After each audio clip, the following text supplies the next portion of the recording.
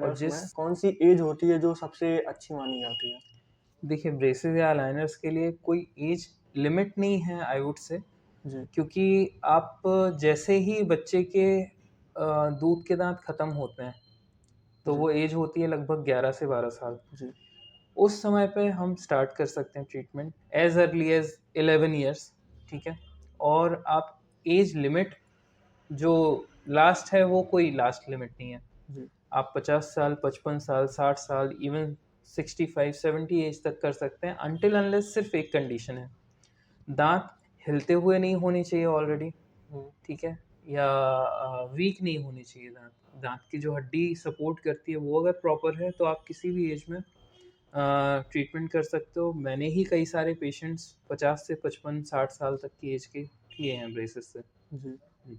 Sir अगर कोई ऐसा पेशेंट आता है कि वो ब्रेसेस से दाँत जो हैं वो सही नहीं है अलाइनमेंट में, उसका ठीक करवाना चाहता है और उसका 1-2 अगर दाँत है नहीं, उसका फिर क्या प्रोसेस रहता है?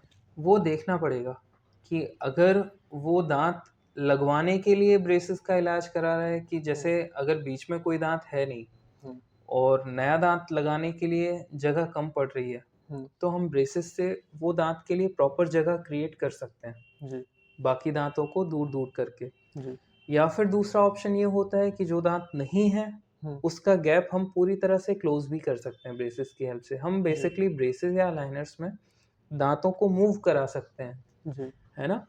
तो अगर गैप भी है, तो वो भी क्लोज़ हो जाएगा।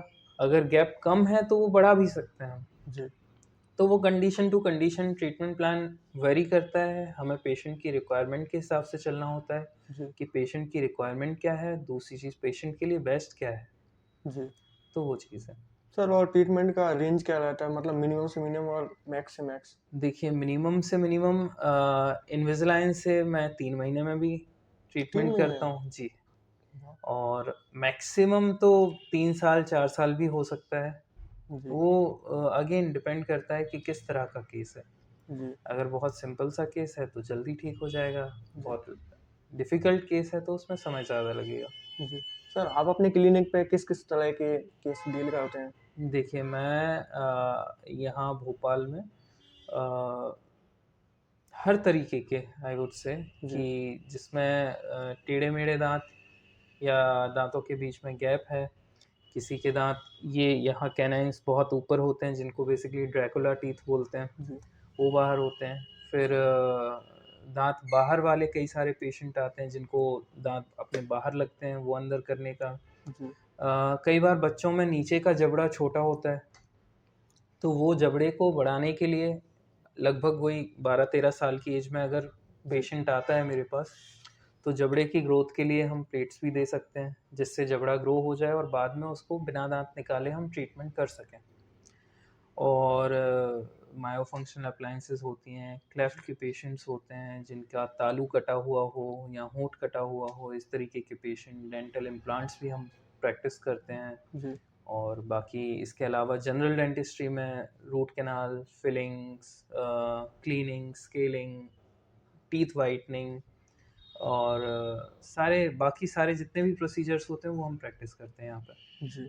सर और आपकी क्लिनिक में कौन-कौन सी बड़ी इक्विपमेंट हैं जो आपको यूज़ में लेते हैं आप? देखिए सबसे मेन और सबसे एडवांस चीज़ जो अभी रिसेंटली हम लोगों ने एक्वायर किया है वो है जी, इंट्राओरल स्कैनर, जी, जो कि कंपैटिबल है विथ इनविजिलाइन क्लियर अलाइनर्स। और इससे क्या होता है कि जो हम यूजुअली दाँतों का मेजरमेंट लेने के लिए मुँह हुँ, में ट्रे रखते हैं और वो gooey सा मटेरियल होता है, हर किसी को नहीं कंफर्टेबल लगता है कि हुँ, आप हुँ, मुँह के अंदर इतनी देर तक कुछ रखो। जी, तो उसको रिप्लेस करने के लिए लेटेस्ट चीज़ जो है वो ये है।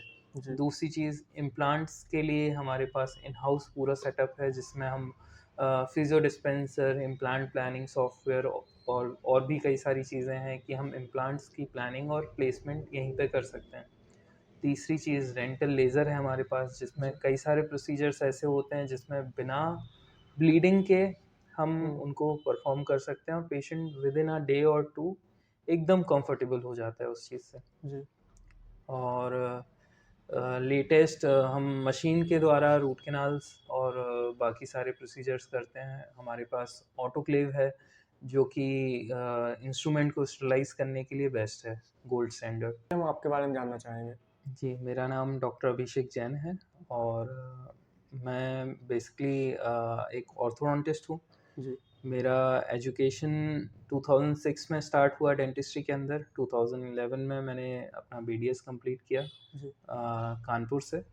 Then I went to Karnataka for my masters in orthodontics और फिर उसके बाद मैं भोपाल शिफ्ट हुआ 2015-16 से मैं भोपाल में प्रैक्टिस कर रहा हूँ नेहरू नगर में।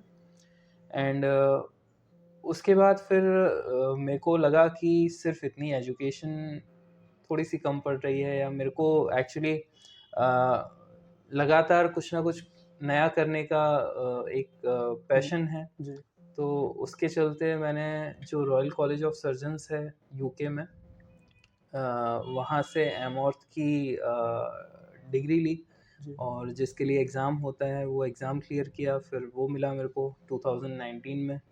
उसके बाद 2021 में इंडियन बोर्ड ऑफ ऑर्थोडोंटिक्स का एक एग्ज़ाम होता है, जी, वो मैंने क्लियर किया।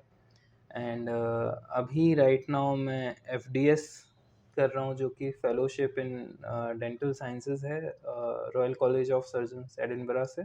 जी, और पीएचडी भी मेरी चल रही है मेरी जी, सब्जेक्ट से। तो कंटिन्यूअसली मैं चाह रहा हूँ कि कुछ ना कुछ चलता रहे ताकि बिल्कुल, ये जो लर्निंग का प्रोसेस है एज अ डॉक्टर जी, वो कभी ख़त्म ना हो। बिल्कुल।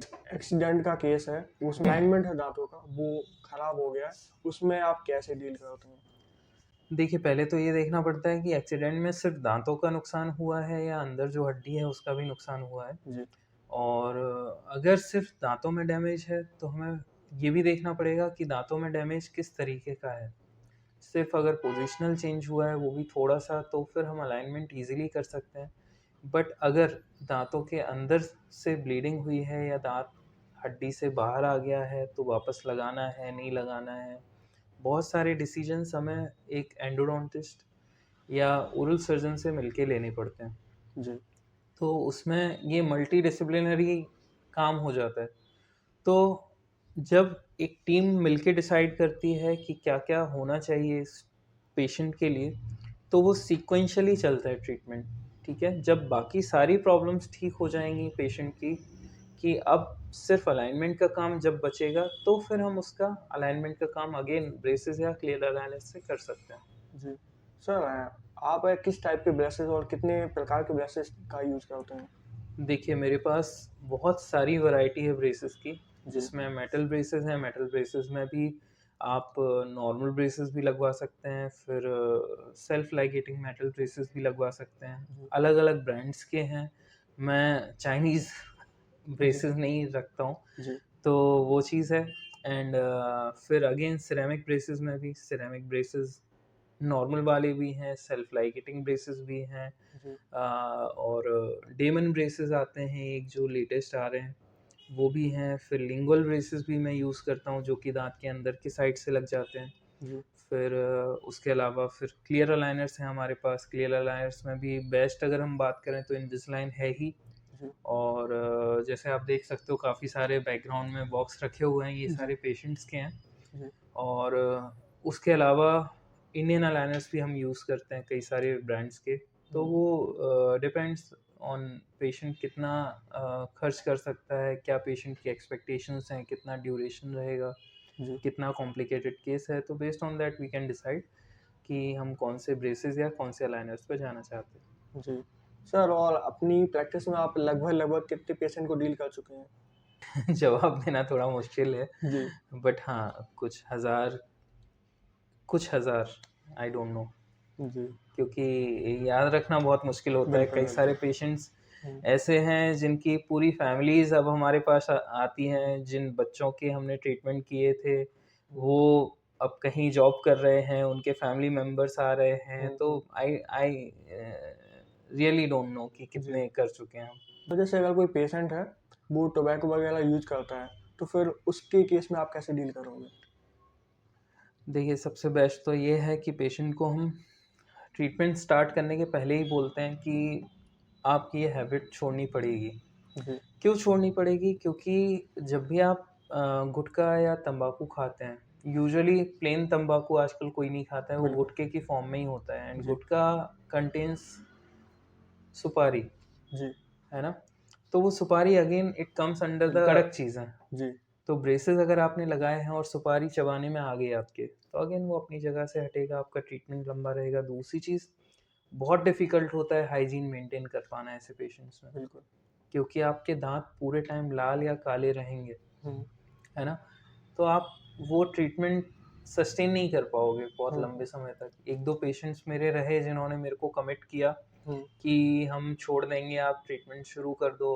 हुँ। मैंने कर दिया उनके भरोसे पे। हुँ। 2, 3, 4 महीने हो गए, नहीं छूटा उनका। फिर अल्टीमेटली ऐसे पेशेंट्स में ना हुँ। पेशेंस भी बहुत कम होता है। हुँ। तो वो फिर मिड ऑफ द ट्रीटमेंट में ट्रीटमेंट विथड्रॉ कर लेते हैं। हुँ। अगर आप हैबिट नहीं छोड़ पा रहे हो ना, तो उनको भी डिफ़िकल्टी होती है, बिल्कुल। क्योंकि वो ठीक से चबा नहीं पाते हैं, हुँ। गुटखा, तम्बाकू जो भी खाते हैं। हुँ। तो again it becomes a problem for both patient as well as a doctor. जी। सर स्मोकिंग इस पे कुछ इफ़ेक्ट डालता है? स्मोकिंग देखिए, स्मोकिंग से अगेन वही हाइजीन का इशू होता है जी। कि आपके दाँतों के चारों तरफ ऑलरेडी ब्रेसेस लगे हुए हैं, उसके ऊपर से स्मोक जाएगा तो ब्रेसेस का भी डिस्कलरेशन होगा, आपके जी। दाँत भी बड़े गंदे होंगे, अंदर साइड से ब्लैक हो जाते हैं टीथ, तो ये सारे प्रॉब्लम्स लगे रहते हैं।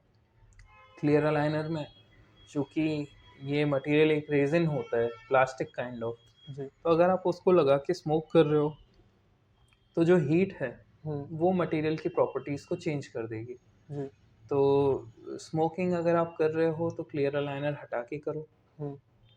या फिर आप अगर छोड़ सकते हो तो वो और भी अच्छी बात है। जी, बिल्कुल।